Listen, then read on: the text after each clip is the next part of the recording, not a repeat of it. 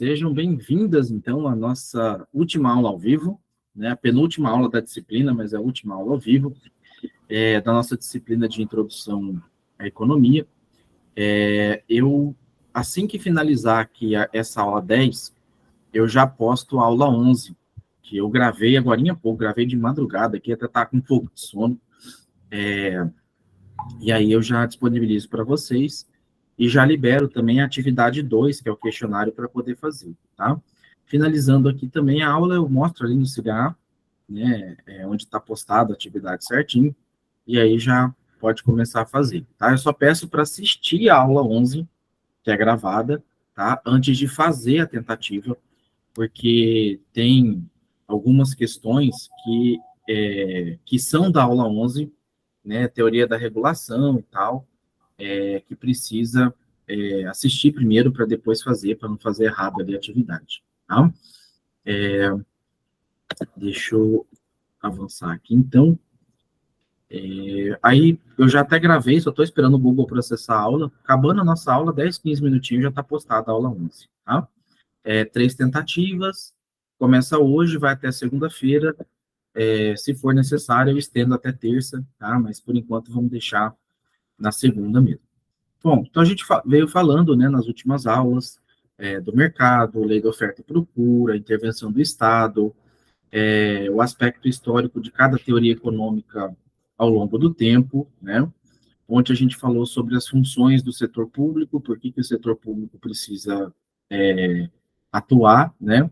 E hoje eu já vou especificamente na regulação, né? Então, por que precisa, então, regular? Por que o mercado, né, precisa ser regulado?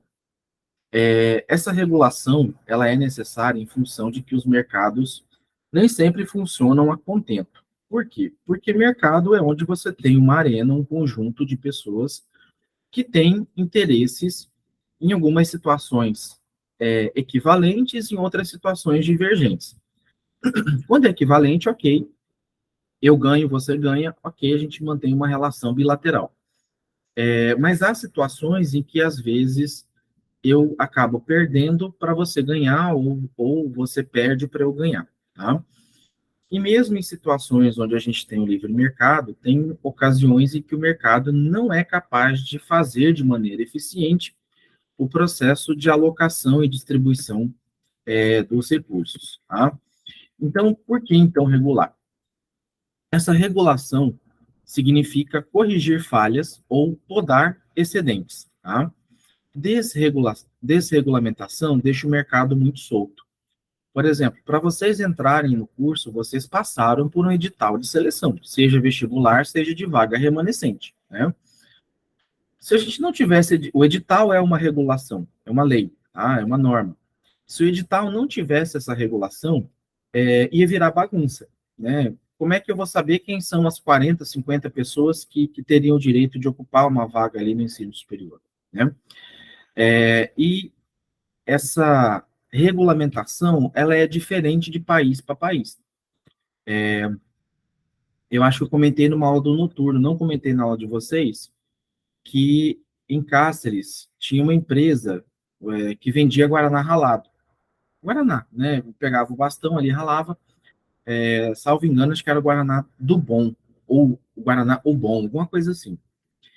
E no rótulo desse Guaraná estava escrito assim, produto afrodisíaco. No canjinjim também, se vocês pegar qualquer garrafa de canjinjim, geralmente vem escrito assim, produto afrodisíaco, né? Aqui no Brasil, você não tem bem uma regulamentação de rótulo, tá? Você tem padrão para tabela nutricional, você tem padrão para tamanho de letra, você tem padrão, por exemplo, para alguns tipos de escrita, né? Por exemplo, tem rótulo, deixa eu lembrar o que era aqui agora. Água de coco rica em nutrientes, por exemplo, né? Quando você lê água de coco rica em nutrientes, dá a impressão que foi adicionado nutriente naquela água de coco para ela ser melhor. Quando, na verdade, rico em nutriente é uma característica natural do produto. Então, seria um tipo de pleonasmo, eu falar mais da mesma coisa, né? Tem outro também. leite rico em cálcio, né? Ou fonte de cálcio. Aí vem escrito uma observação no rótulo assim embaixo, como todo leite, né, de origem animal, alguma coisa assim. Então, esse guaraná, ele vinha escrito lá, é, produto afrodisíaco. O vendedor ali de caça, o produtor, ele exportou isso para os Estados Unidos, e quando chegou lá nos Estados Unidos, a agência americana, semelhante à Anvisa, a agência de vigilância sanitária americana, que eu esqueci o nome dela agora, ela barrou a entrada do produto, porque ela estava exigindo que tivesse uma comprovação científica desse produto, né? Um estudo, um laudo técnico, algum órgão que validasse a característica de produto. Então, nem se chegou a abrir o pote, não se estava questionando o produto dentro daquela embalagem, estava se questionando o rótulo da embalagem. Então, assim, ou o produtor trazia essa mercadoria de volta, trocava o rótulo e reenviasse, né? Ou ia dar como perdido, e para ele era muito caro trazer isso de volta, não compensaria fazer essa troca, ele optou por perder essa produção dele. Foi uma produção pequena, mas impactou, né? E em alguns casos, a falha não é só do... E isso precisa de regulação, tá? Precisa de uma lei, de uma norma que regulamente isso, senão fica muito solto, tá? E o mercado não é só ele que falha, o governo também falha, né? E quando o governo falha, é pior, tá? Porque aí o impacto geralmente é maior. As discussões sobre falha de mercado procura analisar um negócio chamado o ótimo de Pareto, tá? Não sei se vocês chegaram a ver ali em estatística ou em qualidade sobre o diagrama de Pareto, tá? Mas ele é um dado, ele é uma teoria que ninguém consegue aumentar seu próprio bem-estar sem reduzir o bem-estar de outra pessoa, tá? O que faz um uso teórico ali de uma análise equilibrada ali do modelo econômico, tá? Essa regra de Pareto, ela é questionada dentro do mundo econômico, porque, assim, existem situações em que há possibilidade, mesmo numa perda de benefício. Por exemplo, eu estou agora num apartamento em que é muito pequeno, é muito apertado. De repente, eu tenho um sofá muito grande que está me atrapalhando. Eu doar esse sofá, ainda que eu não receba nada por ele, só para alguém vir aqui e levar esse sofá embora, vai me beneficiar, porque eu vou ganhar um espaço de volta no apartamento. E para outra pessoa vai ser bom, porque ela ganhou um sofá, né? Então, ainda que eu perca, né, assim, olhando no sentido capitalista da ação, eu ganho uma otimização de espaço, tá? Eu posso vender isso também, ainda que eu venda abaixo do preço de mercado, para mim isso me serve até como um favor, né? E aí, geralmente, a falha de mercado, ela ocorre quando o mercado, deixado por sua própria conta, não é capaz de alocar eficientemente os recursos. Entre as principais razões para isso estão as informações assimétricas, né, as informações divergentes, as externalidades e os chamados bens públicos. Tá? O que acontece nessa... Deixa eu só voltar aqui, né? Informação assimétrica é quando, de repente, você tem um dado que parece que está crescendo, mas na prática não está. Por exemplo, população segundo o IBGE. Esse último censo mostrou que a população brasileira é feito um censo a cada 10 anos e depois, a cada ano, é feita estimativa de crescimento da população, tá? Levando-se em conta nascimentos e falecimentos. A população do Brasil estava superestimada em 10 milhões de pessoas. Isso significa quase 5% de erro na estimativa de número de habitantes. Isso influencia o quê? Quem produz. Quem produz alimento, quem produz bens de consumo, tá?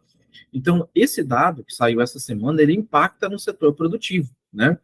Até então, o mercado poderia não estar entendendo o que estava acontecendo com a produção dele. Pô, eu estou vendendo, vendendo, vendendo, mas não tem ninguém comprando, o que está acontecendo?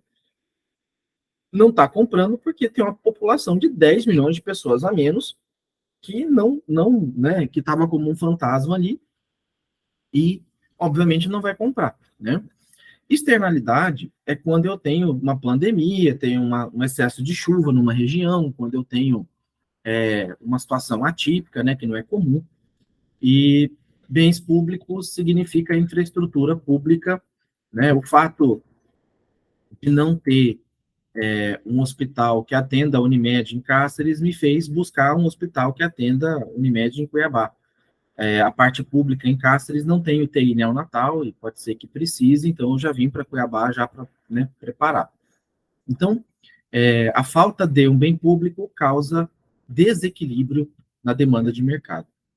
E aí, por que regular? Né? Então, na visão tradicional, na visão comum, o mercado ideal é aquele mercado perfeitamente competitivo, que disputa preço ali, e a disputa de preço é benéfica para o consumidor.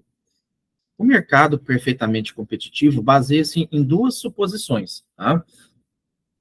A primeira, que quando há uma grande quantidade de empresa participante, cada uma vende a parte pequena do total da produção que vai ser consumida e as suas decisões não influenciam no preço praticado. Né? Isso normalmente ocorre em mercados nos quais as empresas produzem produto idêntico ou quase idêntico. E essa homogeneidade dos produtos, esses produtos parecidos entre si, é o que assegura a existência de um preço de mercado único e de modo consistente com a análise da oferta e procura. Como as empresas são pequenas, elas podem livremente entrar e sair desse mercado sem ter custos adicionais, né? Ela não faz nem cócega na demanda total, tá? É, a outra situação é quando você tem empresas muito grandes que têm uma participação expressiva no mercado e quando ela falha, há um desequilíbrio, um desabastecimento e isso causa aumento generalizado de preço, entre outras situações, tá? Então, para o consumidor comprar, ele precisa estar embasado que um preço que está sendo colocado para ele, ele considera justo e que ele tem a condição de comprar, né? E é importante a gente destacar também que a economia, principalmente essa era agora neoclássica, é a que mais vê importância no funcionamento de mercado, ou seja, que reconhece o mercado como a base, a essência, o pilar da economia. Quando tem falha de mercado, a falha do modelo de desenvolvimento, né? E ela associa mercado a desenvolvimento igual progresso, né? Melhoria da vida das pessoas. E quando tem falha, pode ter algumas intervenções por parte do governo com o intuito de reverter essas falhas para voltar ao modelo normalizado. Então, de maneira geral, as funções da regulação, elas buscam três objetivos, tá? Proporcionar, eu regulo para proporcionar o desenvolvimento econômico através da promoção do bem-estar de consumidores e produtores. E quando eu falo desenvolvimento econômico, significa que tanto o consumidor quanto o produtor se beneficia disso, tá? Reproduzir as condições de competição. Então, ainda que eu tenha alguma falha de mercado, eu tento tornar esse mercado competitivo. Por exemplo, eu tenho uma empresa muito grande e tenho outras empresas pequenas. Então, eu dou subsídio para esse conjunto de empresas pequenas para elas poderem concorrer com essa empresa grande, tá? Isso é na teoria. Na prática, empresas maiores, elas conseguem mais benefícios, porque como elas empregam o maior número de pessoas, elas meio que chantageiam o governo. Ah, se você não me der incentivo, eu vou fechar essa fábrica aqui. Se você não desonerar a folha, eu vou mandar funcionário embora, né? Então, como elas são grandes, elas têm um grande poder de barganha junto ao governo. E muitas vezes elas acabam pegando todo o capital em banco, todo o recurso disponível e deixam os pequenininhos ali à mercê, né? E também, outro objetivo da regulação é garantir a existência do mercado como instituição capaz de assegurar regularidade do comportamento aos membros da sociedade. Então, essa regulação vai evitar que os mercados façam loucuras, doideiras, estripulias, em prol de uma determinada venda, em prol de uma ação mais radical. Tá? Então, uma versão neoclássica do momento que aponta algumas razões para justificar a ocorrência dessas falhas, né, e que quando tem falha exige intervenção do Estado, é quando a gente tem, né, o poder de mercado, as informações incompletas, as externalidades, né? Poder de mercado é quando o empresário possui capacidade de influir no preço do seu produto. Então, a Amazon, ela é muito grande, é uma rede varejista muito grande, e por ser muito grande, ela tem um alto impacto ali nos preços finais, nas decisões de preço, tá? Talvez, em Paranatinga, você deve ter também uma ou outra empresa, eu sei que tem uma empresa grande aí de produto agropecuário, você tem até uma quantidade boa, assim, de hotéis em Paranatinga, grandes, né? É uma cidade que às vezes eu passo uns apertos quando eu vou para ir de última hora, que eu não faço reserva, né? Às vezes é difícil de achar hotel aí em Paranatinga. É uma cidade de muito apoio, assim, à vendedora, à região. Então, se não reservar o hotel aí com uma semana de antecedência, é capaz de ficar sem. Da primeira vez que eu fui para Paranatinga, eu quase fiquei sem. Eu dormi num quarto que estava reformando, num hotel ali perto do centro, porque não tinha mais quarto disponível na cidade. Eu cheguei à noite e falei, vou procurar um hotel, né? Quase que eu fiquei sem. Quase teve que dormir no carro. E esse poder de mercado, muitas vezes, algumas indústrias, elas são muito fortes e elas pesam ali na decisão do preço final ao consumidor, tá? A indústria de bebida, a Ambev é muito forte no segmento de cerveja, né? A Coca-Cola é muito forte no segmento de refrigerante e a Ambev é muito forte no segmento de cerveja, tá? E a Ambev, ela tem, sim, um peso muito grande no preço final, né, da cerveja vendida ali ao consumidor final. Quanto às informações complementares, informações incompletas, o governo precisa regular, porque senão a empresa vai vender gato por lebre, né? Até coloquei o desenho aqui, na TV está passando uma lebre, e o consumidor, quando olha, de repente está com um gato ali na mão, né? Até tem, a Pepsi, ela fez, isso até virou uma série da Netflix, tá? Uma vez ela fez uma propaganda de juntar pontos, com selo, com tampinha, com não sei o quê, com rótulo, e a cada X mil pontos você ganhava brinde, camiseta, boné, óculos, né?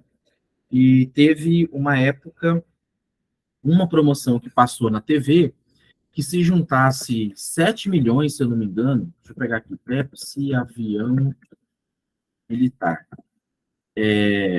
Cadê Meu Avião? É o nome da série, acho que está na Netflix, tá? Até colocar aqui a reportagem, para quem depois quiser ler. Ela fez uma propaganda que se a pessoa juntasse ali X milhões, 7 milhões, 700 milhões de pontos, ela dava um avião militar para a pessoa. E, obviamente, assim, era uma propaganda exagerada, era uma propaganda que, né, assim, ninguém imaginava que alguém fosse conseguir juntar isso de ponto, e de repente um cara conseguiu. E ele foi, pediu para a Pepsi ali o avião, e a Pepsi não deu, né? E aí vai daqui, vai dali, vai daqui, vai dali, vai daqui, vai dali. Por fim, ele entrou na justiça, e a justiça, de primeiro grau, na primeira instância, reconheceu o direito dele, mas aí já no Tribunal Superior ele perdeu, tá? Mas assim, a Pepsi errou muito feio, porque ela anunciou, ainda que fosse uma sátira, ainda que fosse um exagero de marketing, ela deveria ter colocado na observação da propaganda uma letrinha ali, ó, propaganda ilustrativa, não é um avião de verdade, né? É só um exagero aqui, né? Só para chamar atenção.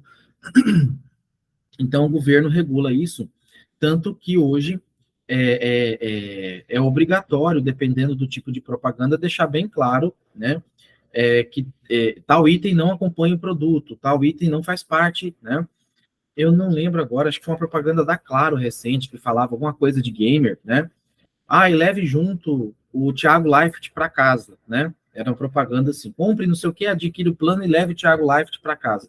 Aí, bem no final da propaganda, estava assim, o Thiago Leifert não está incluso, né, na promoção, assim, é só uma brincadeira, né? Então, o Estado precisa regular melhor essas propagandas para não enganar o consumidor, tá? Por muito tempo, o carnê do baú ali, as ações do Silvio Santos foram um pouco questionadas, porque era uma forma, o que ele fazia, né, de vender o carnê do baú, era uma forma de venda antecipada. A pessoa ia pagando ali como se fosse um, um título de capitalização, né, que ele concorria a determinados prêmios e no final ele resgatava um produto exclusivamente ali da loja do baú. Então, Isso precisa regular, porque senão o consumidor é enganado e nem percebe que está sendo enganado. E externalidade, eu coloquei o exemplo aqui do álcool em gel, né? Que é uma situação excepcional. Ocorre quando um produtor, um consumidor influencia o preço de outro produtor e consumidor, alterando o preço de mercado, né? Então, logo no início da pandemia, o que estava sendo veiculado na TV é que você tinha que usar o álcool em gel para não pegar Covid, né? Sendo que se você lavasse as mãos, o problema estaria resolvido. Só que do jeito que foi noticiado, parecia que o álcool em gel era o remédio, né? E daí muita gente comprou, acabou faltando ali no mercado, né? Aconteceu mesmo lá com a ivermectina, com a azitromicina, né? E não tinha uma relação científica comprovada, né, de utilização desses itens, tá? Não estou entrando aqui no mérito da discussão política, é só que você não tem estudo científico publicado em revista assim, de referência, né, sobre isso. Às vezes você acha estudo falando que teve, né, que a ivermectina reduziu o agravamento de Covid e tal, mas não existe associação direta e geralmente são ensaios, são estudos, são análises prévias, não são análises conclusivas, tá? Então, quando o sistema de preço funciona de forma eficiente, não precisa você regular, não precisa do Estado intervir, né? Quando há uma externalidade, seja positiva ou negativa, significa que está ocorrendo alguma falha de mercado. E a existência de externalidade implica em dizermos que o funcionamento do mercado não é mais eficiente, ele está falhando, né? Mesmo que seja uma externalidade boa, positiva, né? As pessoas estão melhorando sua renda, então elas estão comprando mais. Só que se a produção não aumentar, o preço vai subir, né? E isso pode gerar desemprego e inflação, né? Então, quando há desemprego, a gente pode dizer que os recursos humanos disponíveis não estão sendo bem utilizados, portanto, tem uma falha de mercado para alocar esses recursos, que são os recursos humanos. O mesmo acontece com a inflação. Quando a gente tem inflação, tem um desequilíbrio na economia e, portanto, uma falha de mercado. Só uma ressalva: ontem saiu uma notícia dizendo que a meta de inflação vai mudar a partir de 2024 ou 2025, não vou me recordar agora, tá? O que isso impacta para a gente, o que isso significa para a gente na prática, tá? Hoje, a inflação ela é definida como uma meta do Banco Central. Você só mede essa meta no final do ano, se vai ser alcançada ou não. De repente, ao longo do ano, essa meta é revista para baixo ou para cima, tá? O mercado não gosta muito de meta final, meta de fim de ano. Por quê? Porque isso faz com que você tenha algo que não necessariamente vai dar para ser cumprido ou não. Então, está se estudando uma forma de uma meta contínua, ou seja, todo mês eu vou analisar se eu estou dentro ou fora da meta e todo mês eu vou fazendo correções dessas metas. O que isso implica para a gente na prática, tá? Hoje, quando você vai no mercado, você não vê uma alteração quase toda semana, quase todo mês de preço. Às vezes a gente leva 1 ou 2 meses para perceber uma mudança, seja aumento ou redução de preço no supermercado. Combustível está mais visível. Combustível a gente nota com uma maior frequência, quase toda semana, uma variação de preço, né? Eu abasteci aqui em Cuiabá 3,26 semana passada, essa semana já está 3,60 e poucos, aí tem posto já está 3,80 e poucos, né? E essa meta de inflação corrigida de maneira mais próxima, de maneira contínua, ela influencia em preços mais justos e preços mais controlados e subindo e descendo de maneira mais suave para a gente, tá? Eu lembro que eu tomei um susto muito grande com o café durante a pandemia. O café eu pagava 8, 9, 10 reais num pacote de meio quilo de café. De repente, quando assusta, foi para 21, 22 reais. O café assim, dobrou de preço de uma hora para outra, né? E isso por quê? Por conta de falha de produção, por conta de quebra de produção, por conta da pandemia, né? Por conta da mudança de juros, entre outras questões. Tá? O aumento do arroz aconteceu, mas o aumento do café também aconteceu. As pessoas ficando mais em casa, elas passaram a comprar mais café para fazer em casa. Né? Antes era feito uma garrafa de café para 10 pessoas, agora você tinha que fazer uma garrafa de café para 2, 3 pessoas. Né? E o mesmo acontece com a inflação, né? Então, quando a gente tem inflação, né, você tem um desequilíbrio. Só que assim, só uma ressalva contra essa fala, né? Toda inflação tem uma meta, a gente deseja inflação dentro da meta, porque isso é sinônimo de crescimento. Inflação é ruim quando ela está fora da meta, fora de controle, tá? Exato, Kate. Então, o preço da gasolina vai aumentar em 20 centavos, né? Na verdade, aqui em Cuiabá já aumentou na maioria dos postos, né? E isso vem de vários fatores. Ora, porque assim, o preço do combustível é influenciado pelo dólar, mesmo o dólar caindo, é, as políticas tributárias dos estados afetam, né? Você teve essa mudança no regulamento do ICMS, que antes era um percentual em cima do combustível, agora é um valor fixo, né? E essa questão do valor fixo pode fazer com que suba hoje, mas ao longo do tempo, se o combustível disparar de preço, ele não vai subir tanto, tá? Porque quando o combustível era calculado assim, o álcool, R$ 3 o custo do álcool mais 20% de ICMS, que é 60 centavos, ele ia para 3,60, tá? Se eu mantivesse em percentual, se esse álcool subisse para R$ 4, ele iria para R$ 4 mais 80 centavos. Então já iria para 4,80. Ele sempre ia subindo de maneira exponencial. Com a forma como está hoje, o álcool está R$ 3, né? Vamos colocar aí 20 centavos 60 centavos de ICMS, ele vai para 3,60, tá? Se o álcool subir para R$ 4, ele vai para 4,60, não para 4,80. Então, a forma de você colocar um valor de ICMS fixo, como está sendo feito hoje, ele protege o preço para cima, tá? Ele é vantajoso porque se subir para cima, né? Se subir, ele está protegido. Do contrário, se cair, para nós o percentual é melhor, tá? Mas não deve cair tão cedo, tá? E há uma tendência agora de subir, porque já está entrando aí no período né, de quase entre safra e tal, então isso afeta um pouco o preço. Deixa eu avançar aqui. Então, há espaços para intervenção do Estado, né, para resolver essa falha de mercado, para fazer com que o Estado implemente políticas econômicas visando a estabilização e maior controle do desemprego e da estabilidade. Tá? Então, como é que o Estado controla o desemprego? Oferecendo subsídio, oferecendo, como é que fala? Incentivo fiscal, reduzindo imposto, deixando de cobrar aqueles encargos da folha, né, que é o que chama de oneração da folha, tá? Então, o Estado tem várias formas de incentivar isso. Mas o Estado, por si só, não é capaz. Ele pode dar incentivo, mas depende do produtor, e o produtor depende da demanda, né?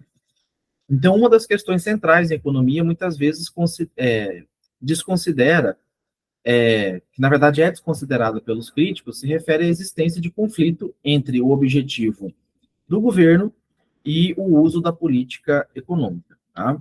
Então, quando a gente tem, né, essa mudança de governo, hora de direita, hora de esquerda, isso deixa a gente, o mercado, meio tonto, assim, sabe? Porque, como eu falei, governos de direita, eles têm uma tendência mais ao neoliberalismo, à liberdade de comércio, né? Governos mais de esquerda, eles tendem a trazer mais para o Estado essa responsabilidade, e com isso, né, o mercado não quer muito ser controlado, ele não quer ser dirigido, né, muito pelo Estado.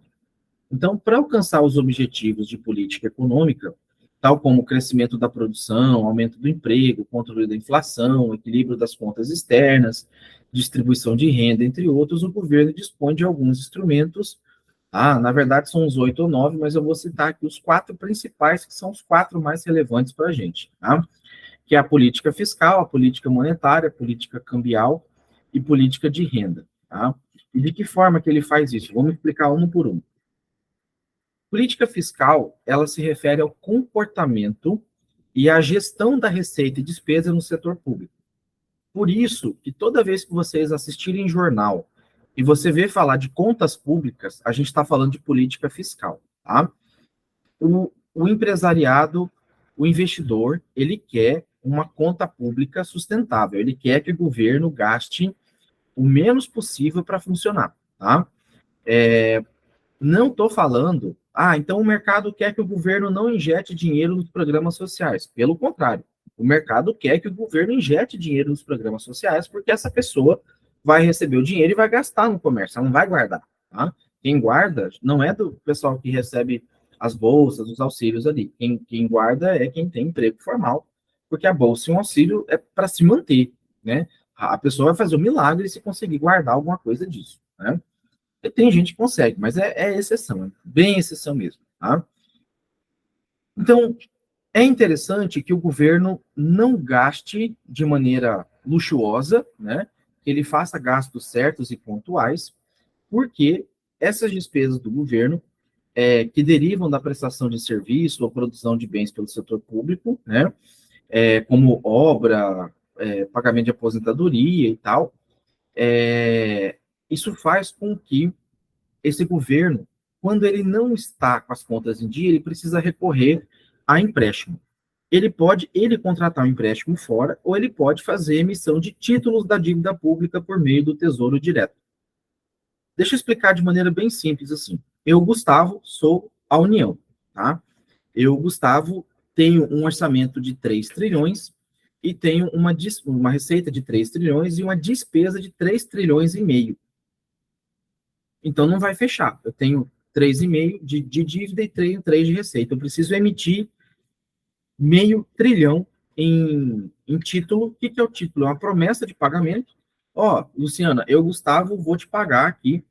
Eu estou vendendo aqui um título de R$ 1.000 e daqui 5 anos, 10 anos, 20 anos, 30 anos, eu vou te pagar um valor Y, né? E quanto maior o prazo, maior você vai receber esse valor desse dinheiro, né?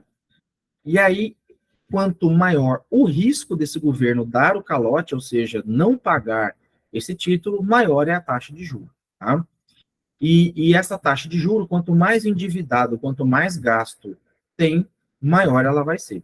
É igualzinho funciona com o banco, né? O banco, você vai pedir empréstimo pro gerente, ele vai querer olhar suas contas, ele vai ver como é que está seu comportamento financeiro, e se você tiver com a saúde financeira em dia, ele vai te oferecer um empréstimo com um juro mais baixo. Se não tiver bem, ele vai te oferecer um empréstimo com um juro mais alto, tá? Ou pode até nem te oferecer o empréstimo. Então, as despesas é isso, é tudo que ocorre para manter a máquina estatal. A receita é a arrecadação de impostos e contribuições, tá? Cujo objetivo é financiar as despesas. Aí a gente tem duas situações que pode ocorrer. Superávit ou déficit das contas públicas, tá? E esse superávit pode ser só primário ou nominal, tá? Então, superávit é quando a gente tem uma receita superando a despesa, tá? Então, tem um resultado superavitário. Nem sempre é um sinal bom quando você tem superávit, tá? Porque pode representar uma alta carga tributária. Então, percebam que, nossa, às vezes eu vejo propaganda assim, que tá o governo do estado de Mato Grosso, né? Fechamos a conta no azul, fomos no estado superavitário, né? Isso significa que para ele pagar as contas, ou ele cortou muita despesa, ou ele aumentou muitos impostos, né? Para ter arrecadação. Que foi esse o caso aqui de Mato Grosso, ali no segundo ano da gestão do Mauro Mendes, ele aumentou bastante o ICMS da energia, da telefonia, comunicação, combustível. Depois, agora, nesse segundo mandato, na verdade, no final da gestão ali do Bolsonaro, que veio aquela lei federal balizando os ICMS aí da energia e do combustível, que aí acabou voltando um pouco ao normal. E quando você tem situação de déficit, é quando as despesas superam as receitas, e nem sempre o déficit é um sinal ruim, porque pode significar aumento do investimento pelo governo. Então, assim, geralmente superávit é bom, mas não é sempre bom. Geralmente déficit é ruim, mas não é resultado ruim. Qual é a conclusão de ser bom ou ruim? Quando você vê qual é a origem e o destino desse recurso. Um superávit que veio porque economizou despesa é excelente, que vai sobrar para investimento depois, para pagar a dívida pública, entre outras questões. Se você tem já o déficit, né, você tem que olhar, esse déficit veio de aumento da despesa pública ou veio de investimento e tal? Né? Se vier de investimento, é um sinal bom. Se vier do aumento de despesa, é um sinal ruim. Tá?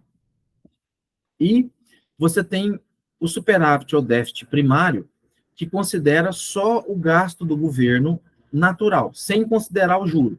O primário é como se ele não pagasse juro, né, considerando que um dia ele vai quitar esse juro também, né, essa dívida, e aí ele considera só as contas sem considerar o juro.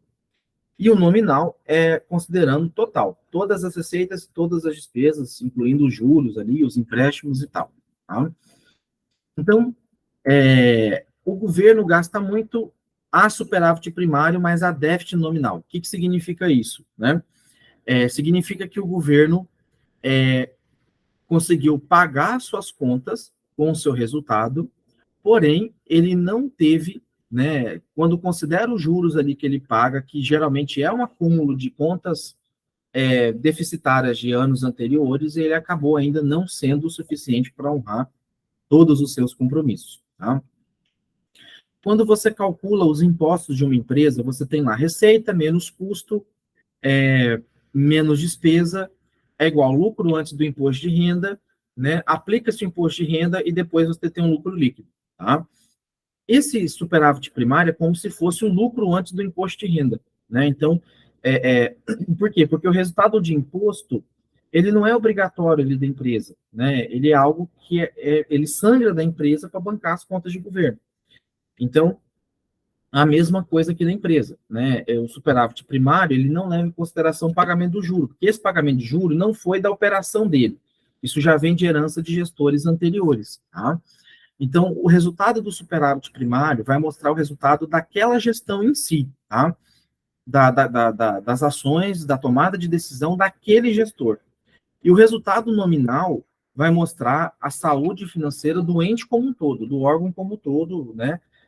Considerando o aspecto histórico das decisões.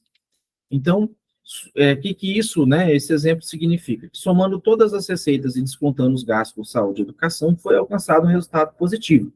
Mas, ao pagar a dívida pública, você não tinha, né, todo o dinheiro para pagar a dívida, e aí você ainda fica negativo, fica com déficit nominal. Tá? Então, tem duas formas também de você fazer a política fiscal, atuar a política fiscal, no sentido expansivo ou restritivo. O expansivo significa aumentar os gastos públicos e reduzir os impostos com o objetivo de ampliar a produção e emprego na economia. Nessa gestão agora do governo Lula, ele quer lançar de novo aquele PAC, que é o Programa de Aceleração do Crescimento. O negócio, o comércio como um todo, está esperando por isso, né? Porque isso vai dar uma aquecida na economia e tal, na teoria, tá? Se não tiver desvio, se não tiver corrupção, isso vai ser algo muito bom. A questão é que tanto o PAC 1 quanto o PAC 2 foi seguido de constantes desvios de recursos, superfaturamento, corrupção, entre outras questões. Vamos ver se não vai virar o Programa de Aceleração da Corrupção 3, né? Novamente. E quanto ao caráter restritivo, é quando se reduz a produção, proporcionando um aumento do desemprego, e os gastos públicos são diminuídos, os impostos são aumentados, tá? Então, às vezes é necessário realmente fazer isso acontecer, dar uma aumentada no imposto, dar uma segurada, para poder dar um equilíbrio, mais ou menos como ali a fábrica da Volkswagen fez ali essa semana. Então, normalmente essas posturas mais expansiva ou restritiva, elas são assumidas pelo governo em função do seu objetivo e da sua política econômica. Então, antes da gente fazer qualquer crítica a elas, é importante a gente entender o que o governo deseja com isso. Ele quer incentivar o consumo, ele quer reduzir o consumo, né? E para aplicar as políticas econômicas, principalmente a fiscal, a gente deve verificar quais são os resultados previstos. Se o alcance do objetivo envolver custo econômico ou social elevado, ainda que, né, se tenha uma eficácia comprovada, a política geralmente não deve ser recomendada. Tá? Quando que isso ocorre? Quando você muitas vezes opta por, na intenção de tentar fazer com que as pessoas tenham acesso a um produto mais barato, você acaba importando, mesmo tendo fabricação aqui no Brasil. Tá? Isso é ruim, isso acaba gerando desemprego e desestimulando a indústria nacional. Tá? E aí o aumento do gasto público, ele estimula o aumento da produção, né? E isso é feito de duas formas, tanto direta quanto indiretamente. Quando você tem o gasto público aumentando a produção diretamente, é quando o setor público compra bens e serviços das empresas e famílias. E quando tem isso aumentando indiretamente, é quando as famílias, né, de posse de uma renda maior, eleva a sua demanda por bem de consumo e, portanto, aumentam as suas vendas. Tá? Então, diretamente é quando é o governo que promove essa compra direto para as famílias. E indireto é quando a família consegue, né, por conta das políticas, do cenário econômico melhor, mais favorável, ter a elas mesmas conseguem independência e conseguem fazer essa aquisição. Tá? Então, aqui tem um ciclo, do funcionamento de como que funciona essa questão, né? Então, eu tenho aqui um aumento do gasto público, que, por sua vez, aumentando o gasto público, que não seja, né, o pagamento de juros, você tem um aumento do emprego, né, quando ele financia obra, quando ele financia maquinário, quando ele dá subsídio para as empresas se instalarem e tal, e o aumento do emprego gera mais salário, que faz aumentar a renda das famílias, que faz aumentar o consumo. Esse aumento do consumo gera mais receita para o governo, mais impostos serão recolhidos e permite que o governo gaste um pouco mais. Tá? Aonde que. Então, professor, é fácil, é só o governo aumentar o gasto dele. Não é bem assim. Tá? Despesa pública, ela é definida em custeio e em investimento.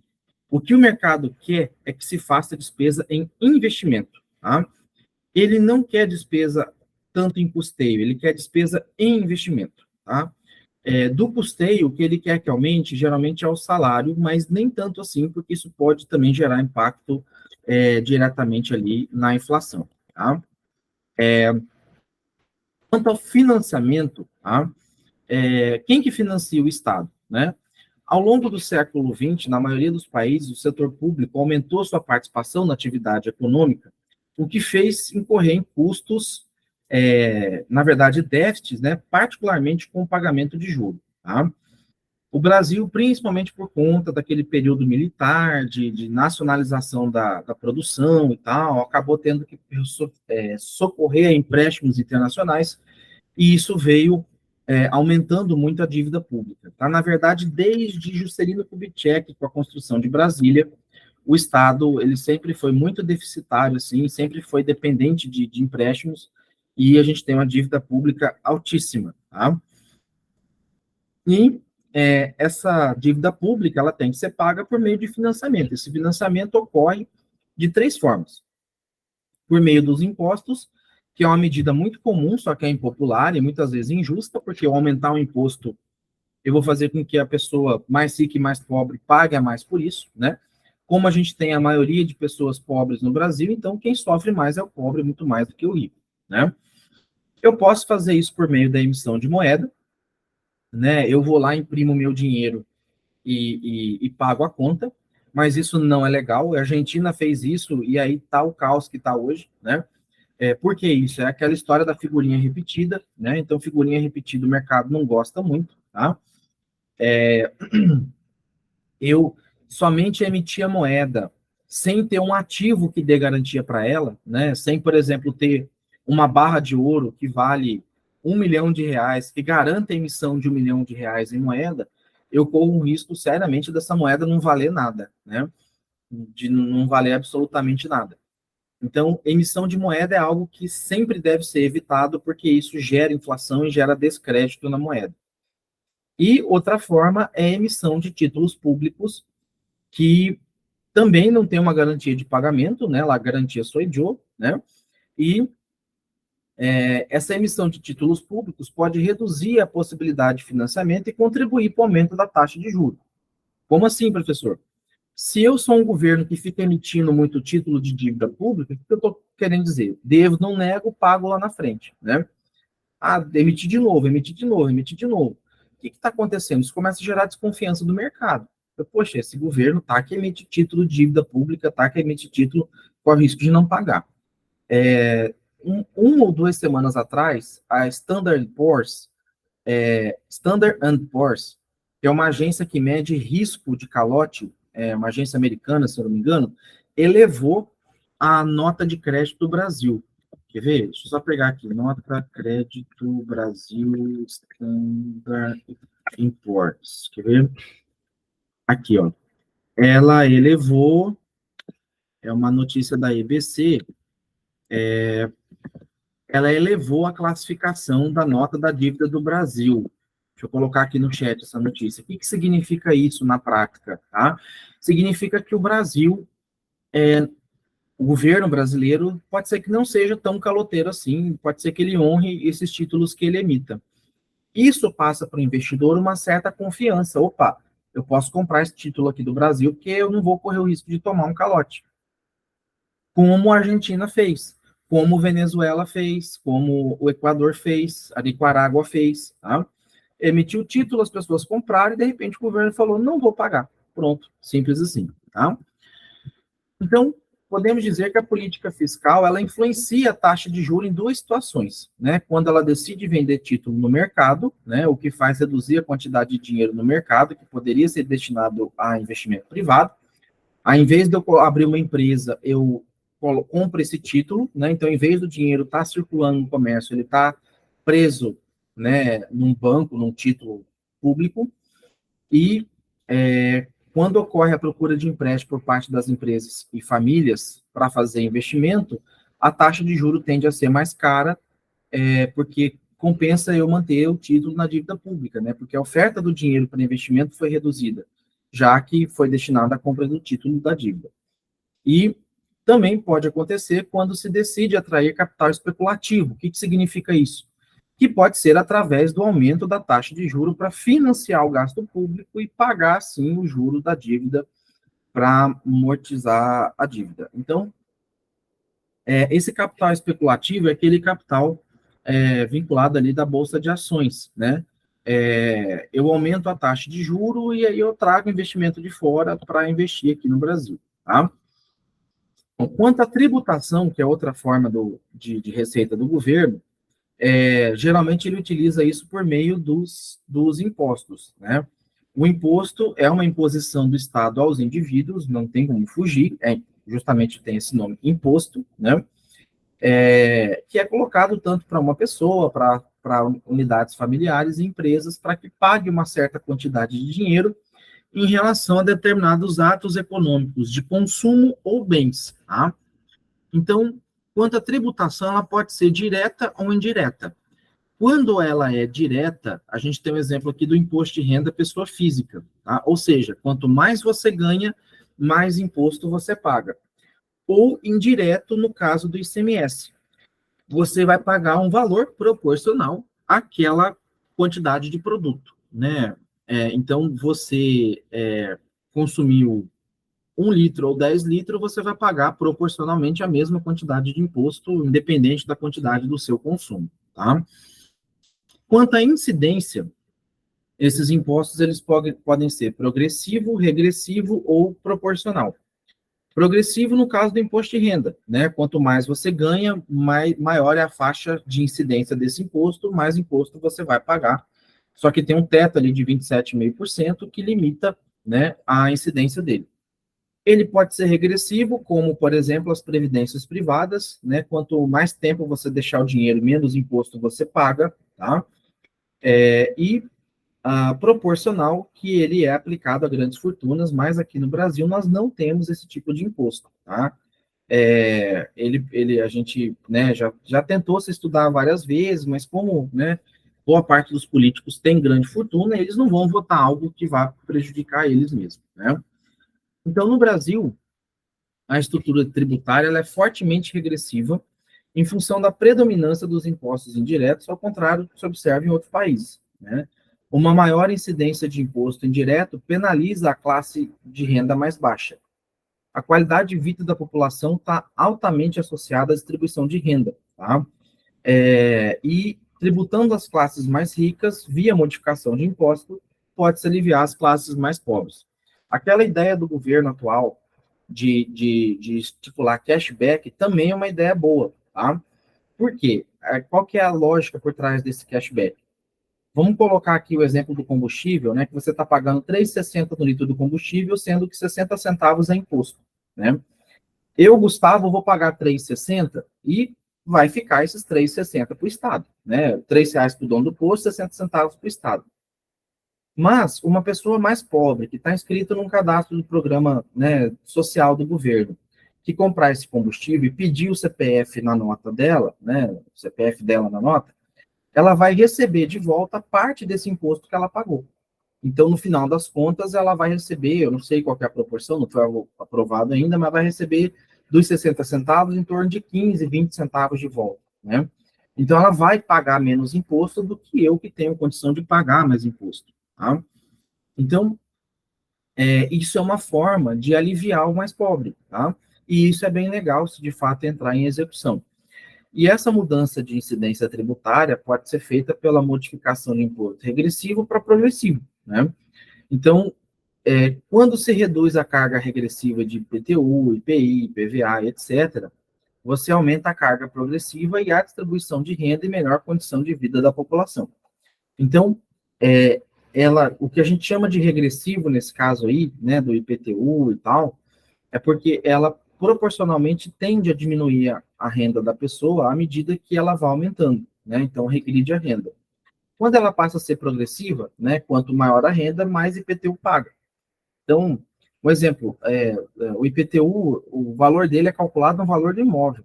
Não importa se você é rico ou pobre, você vai pagar um percentual em cima daquele valor do imóvel, né? E muita gente, principalmente quando perde um familiar que entra em inventário, passa sufoco nos inventários, porque às vezes recebeu um bem lá que custa R$ 1 milhão, fala, nossa, um bem de R$ 1 milhão, mas vem cobrando 15, 20 mil de imposto, e ele não tem R$ 1 de salário para se manter, né? Então, se ele não se desfazer rápido desse bem, ele não vai conseguir quitar o imposto e isso vai virando uma bola de neve. Porque por mais que ele receba um bem que tenha valor, não necessariamente ele consegue tirar parte desse bem para poder vender e pagar o imposto ali, né? Então, com isso, pessoal, eu encerro aqui a nossa aula, tá? A nossa última aula ao vivo da disciplina. Daqui a pouquinho, eu já libero para vocês no SIGA a aula 11, né, que seria a sequência dessa aula aqui, mas uns 15, 20 minutos no máximo já está liberado. No SIGA já está liberado a atividade 2, tá? E a 3, deixa eu pegar aqui só um pouquinho, acho que ele vai acabar saindo aqui, tá? Aqui no final da página, tá aqui, ó, aula 9, tá? Aula 10, que é essa de hoje, e aula 11 eu já vou postar aqui embaixo, tá? Aí já está liberada aqui a atividade 2, tá? Só que eu vou pedir para vocês assistirem a aula 11 antes de fazer essa atividade 2, tá? Que vai de hoje até o dia 3 de julho, até segunda-feira, pode ser que prorrogue mais um pouco, mas vamos deixar por enquanto dia 3. E a atividade 3, que é o seminário em grupo, tá? Também já está liberado, né? Para gravar, para postar, os casos já estão liberados. Para acessar o caso, você clica aqui, tá? Ih, saiu, peraí. Eu não imaginava que ia sair, só um minuto.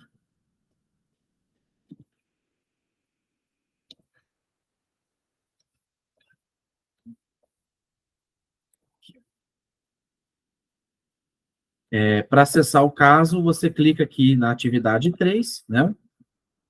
Aqui tem. Opa! Ah, tá. Aqui eu estou na visão de aluno, na visão de professor. Deixa eu visualizar aqui como aluno. Aqui, tá? Então, vocês vão clicar para baixar aqui o arquivo. Esse arquivo ele está compactado no formato zip, tá? A maioria dos computadores já tem um programa para abrir, para descompactar esse arquivo. Mas se não estiver conseguindo abrir o arquivo, me avisa que eu mando o caso do seu grupo em separado, tá? Aí, ontem, na aula do noturno, o pessoal perguntou assim, professor, se a gente quiser reunir num local e abrir uma câmera só e todo mundo ficar junto, pode? Falei, pode, não tem problema nenhum, tá? Não precisa cada um entrar da sua casa e tal. Às vezes, 2, 3 vai reunir presencial, mas vai ficar 1 ou 2 de casa, não tem problema, tá? O que eu quero é que vocês apareçam ali durante as falas, tá? Quem for ficar de casa, liga a câmera, abre o microfone, tá? E qualquer dificuldade, ó, professor, a gente chegou até aqui, não estamos conseguindo avançar. Me avisa que eu tento explicar, tento ensinar, tento ver de uma outra forma, tá? E aí, sobre a apresentação, deixa eu parar aqui essa tela, deixa eu compartilhar aqui a tela inteira, só um pouquinho.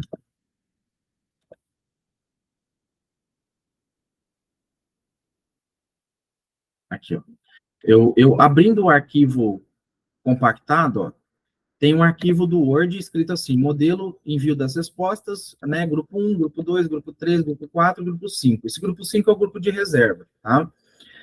Esse arquivo aqui do Word, modelo envio das respostas, vocês podem responder, colocar as perguntas e respostas nele, tá? E apresentar esse arquivo aqui, ou vocês podem montar uma apresentação no PowerPoint com as perguntas e as respostas e apresentar o PowerPoint. Qualquer um dos dois está correto, tá? Do caso, eu vou pegar aqui grupo 1, tá? Todos os casos, eles têm pelo menos 3 casos dentro dele, tá?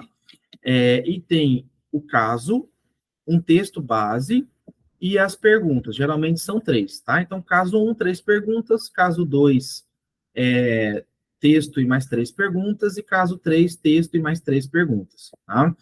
Eu quero que vocês respondam essas perguntas com o conhecimento de vocês.